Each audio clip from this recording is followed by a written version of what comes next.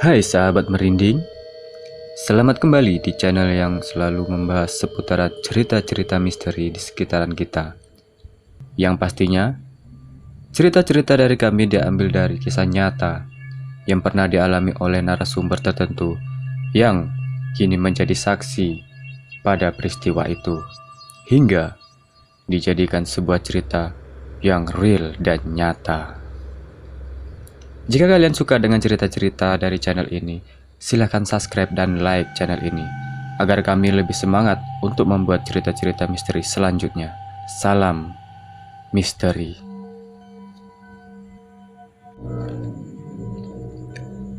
Ajaran agama manapun melarang umatnya untuk membunuh, baik manusia maupun hewan.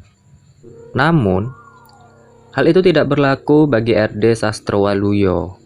Hobi berburunya sudah mendarah daging dan sulit dihilangkan begitu saja. Entah sudah berapa banyak hewan buruan mati di tangannya. Rumahnya yang berada di daerah perkebunan Blater, Jawa Timur, dipenuhi dengan kepala-kepala binatang buruan. Bahkan, ada juga karpet bulu harimau lengkap dengan kepalanya yang menganga. Pada tahun 1961, memang belum ada undang-undang perlindungan satwa langka. Tidak ada hukum untuk perburuan hewan. Siapapun bebas berburu sepuasnya. Hartati, istri Waluyo, pernah mengeluh akan hobi suaminya ini. Bahkan, mengingatkan kalau berburu sama saja dengan membunuh. Perkataan Hartati benar adanya. Waluyo memang membunuh demi kesenangan pribadinya, tanpa berpikir akan makna kehidupan hewan-hewan itu sendiri. Dia lebih bangga dengan segala koleksi kepala hewan yang dimilikinya. Sanjungan dan pujian dari sahabat-sahabatnya semakin membuat Waluyo lupa diri. Hewan berkaki 4, kera, bahkan unggas pun menjadi sasaran perburuannya.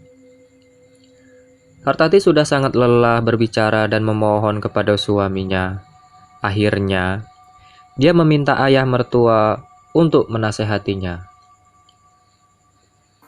Raden Hutomo Waluyo, ayah mertuanya, tentu dengan senang hati memenuhi permintaan menantunya tersebut. Apalagi, dia juga tidak setuju dengan hobi anaknya itu. Sebagai seorang anak yang harus berbakti dan patuh pada orang tua, Waluyo mendengarkan wejangan ayahnya mengenai apa yang disebut karma satwa. Dengan panjang lebar, Hutomo menjelaskan bahwa setiap makhluk hidup memiliki hak untuk menjalani hidupnya dengan tenang dan tanpa gangguan. Demikian pula hewan di dalam hutan. Mereka layak dibiarkan hidup dan berkembang biak demi menjaga kelestarian serta keharmonisan alam raya. Manusia tidak berhak merusak tatanan hidup dengan memburu dan membunuhnya. Manusia diperbolehkan membunuh hewan untuk dua hal. Pertama, membela dirinya dari bahaya serangan hewan itu. Kedua, sebagai sarana menyambung hidup, yakni dimakan. Apabila seseorang membunuh hewan hanya untuk kesenangan belaka, orang itu bisa disebut pembunuh. Setiap pembunuhan selalu ada balasan, dan pembalasan dari hewan-hewan itu disebut karma satwa. Waluyo mengingatkan semua yang dikatakan ayahnya, dan dia selalu memikirkan hal tersebut. Tetapi hatinya menggerutu karena ayahnya sangat begitu cerewet. Kenapa istrinya harus membawa ayahnya dalam perbicaraan ini? Beruntung, Hutomo tidak melewatkan malam di rumah anaknya.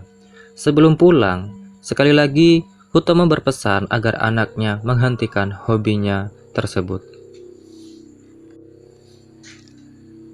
Sepulangnya sang ayah, Waluyo bertengkar dengan istrinya. Pertengkaran ini berakhir saat istrinya menangis. Istrinya bersumpah, jika suaminya tetap melanjutkan hobinya, lebih baik dia dan anak-anaknya mati di tangan suaminya. Entah karena sumpah yang dilontarkan istrinya, Waluyo pun melupakan hobinya berburu untuk sejenak. Dia menyibukkan diri dengan pekerjaannya di perkebunan. Tentu saja, istrinya bersyukur atas perubahan sikap suaminya dan berharap hobi jelek suaminya hilang untuk selamanya. Suasana rumah tangga Waluyo kembali tenang. Hartatik merasa bahagia melihat suaminya kembali perhatian kepada anak-anaknya. Hartatik juga tidak lupa mengucapkan terima kasih kepada ayah mertuanya. Dia percaya perubahan Waluyo ada kaitannya dengan wejangan yang diterimanya. Suatu hari, Waluyo kedatangan tamu, yaitu Tommy, sahabat lamanya, yang ternyata memiliki hobi yang sama, yaitu berburu. Ajakan sahabatnya itu untuk berburu di alas purwo atau hutan purwo membangkitkan kembali hobi Waluyo. Tanpa pikir panjang, dia menerima ajakan Tommy. Hartatik tentu saja kecewa dan marah terhadap Tommy. Dia berusaha menghalangi suaminya untuk tidak pergi berburu, tetapi semua itu sia-sia. Niat Waluyo untuk berburu tidak dapat dibendung oleh siapapun, bahkan istrinya sendiri. Ibaratnya, dia adalah harimau tidur yang terbangun. Sekalipun tanpa izin istrinya, Waluyo tetap berangkat bersama Tommy ke alas purwo. Hartatik melepas kepergian suaminya dengan hati yang marah.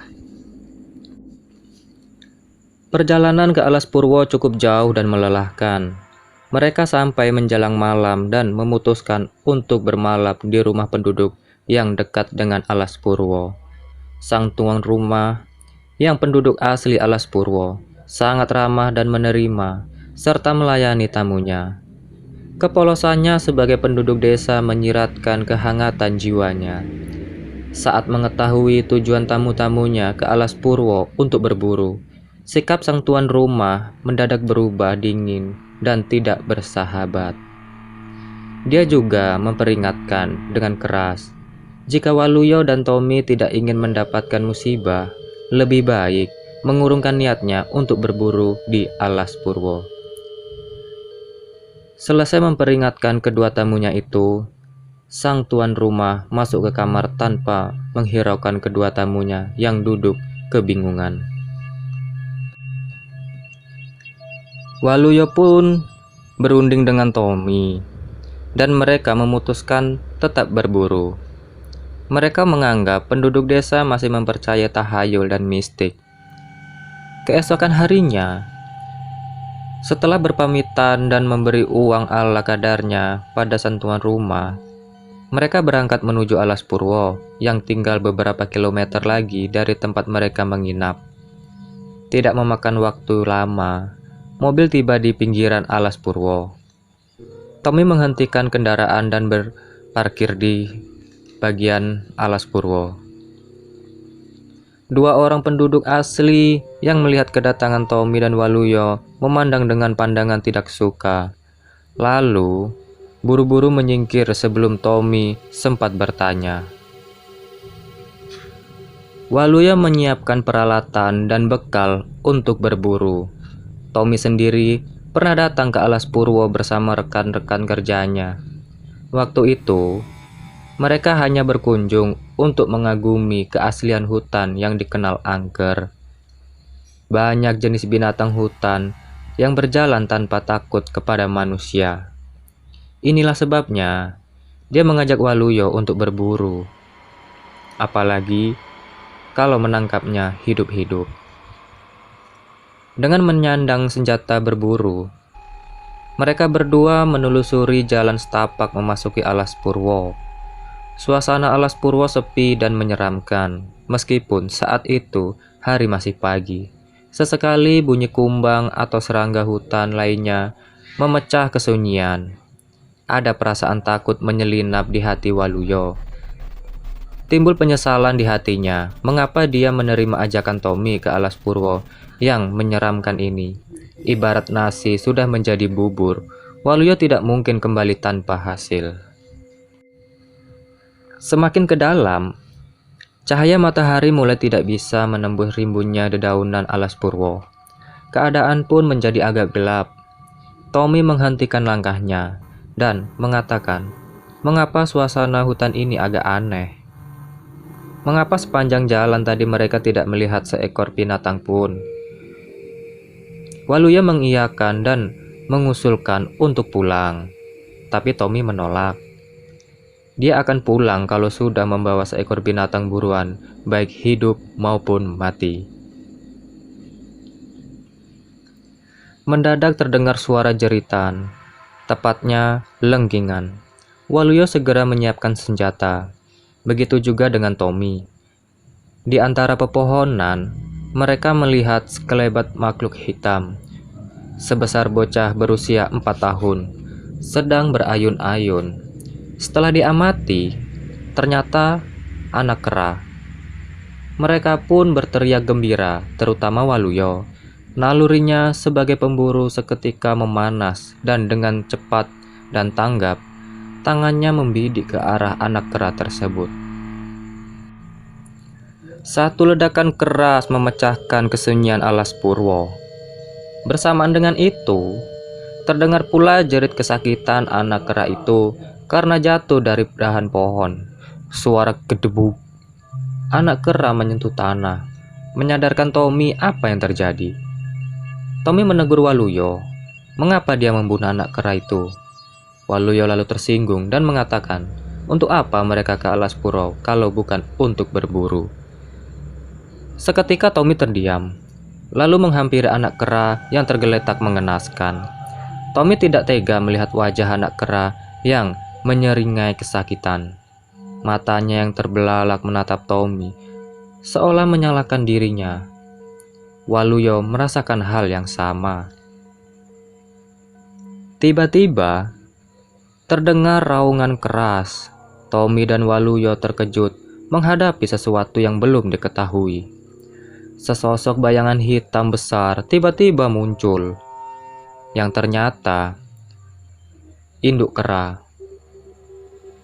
Begitu melihat anaknya tergeletak mati, sang induk melengking keras. Tommy dan Waluyo tiba-tiba gentar. Naluri Waluyo mengatakan kalau mereka sedang terancam bahaya. Segera dibidiknya sang induk kera yang sedang menangisi kematian anaknya itu. Raungan keras membahana alas purwo saat peluru senapan Waluyo mengenai dadanya. Induk kera jatuh terduduk. Dari dada kirinya mengalir darah segar. Induk kera itu memandang Waluyo yang memegang senapan dengan laras masih mengeluarkan asap. Waluyo seolah mendengar suara. Mengapa dia begitu kejam membunuh hewan yang tidak berdosa? Utang nyawa dibayar nyawa. Dia harus membayarnya. Ada satu ketakutan yang menyerap di hati Waluyo. Dia segera menarik Tommy dan lari meninggalkan tempat itu.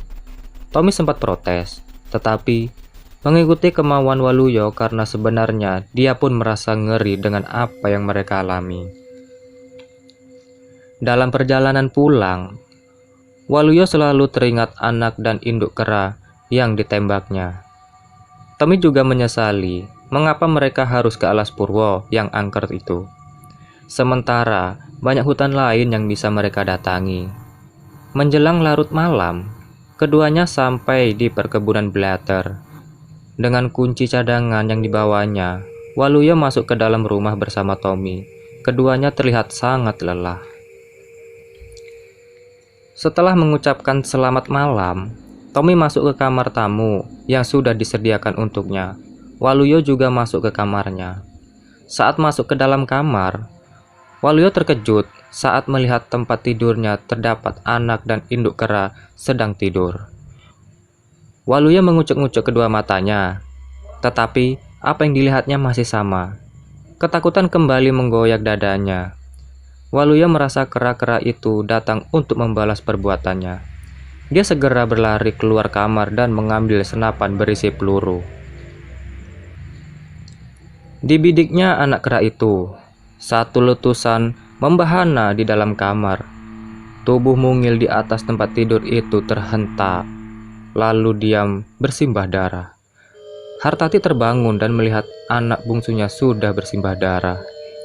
Dia berteriak dan dilihatnya sang suami sedang membidik ke arahnya. Dalam pandangan Waluyo, istrinya adalah induk kera yang ingin membalas kematian anaknya. Sekali lagi, ledakan keras membahana.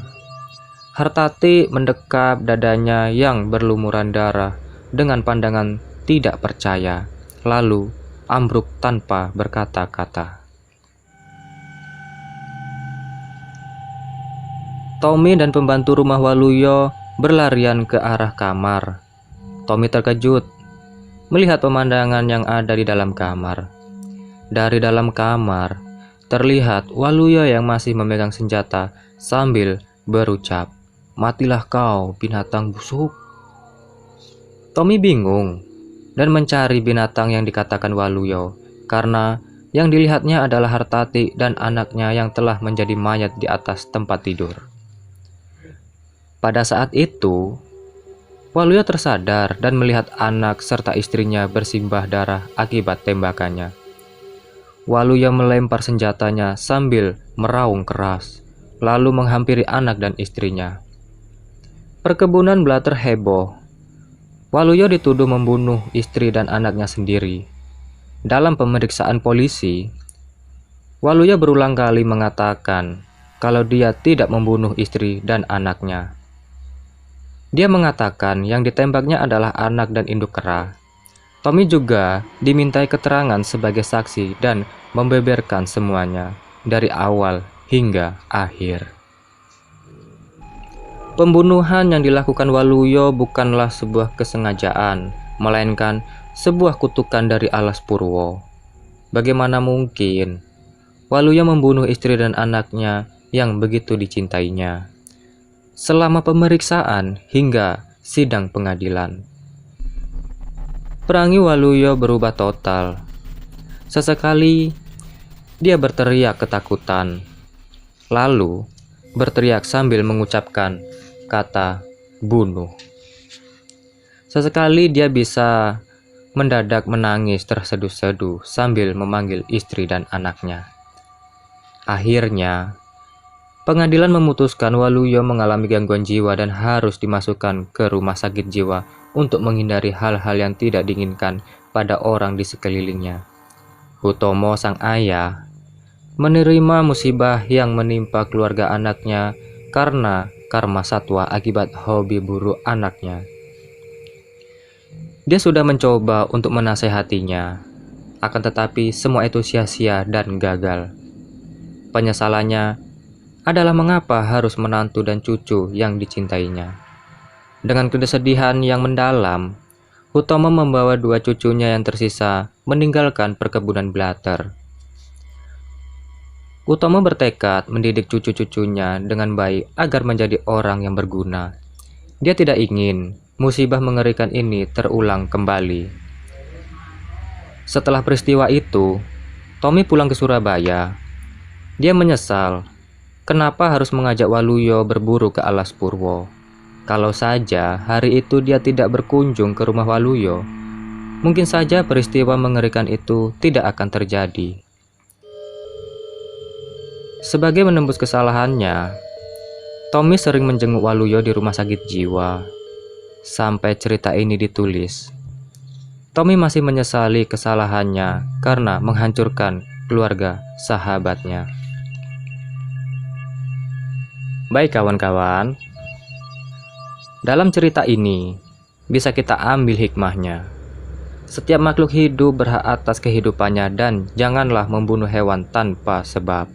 Karena Sang Pencipta tidak akan rela jika ciptaannya harus mati sia-sia tanpa kehendaknya. Dan Sang Pencipta pasti akan membalasnya. Karma Satwa.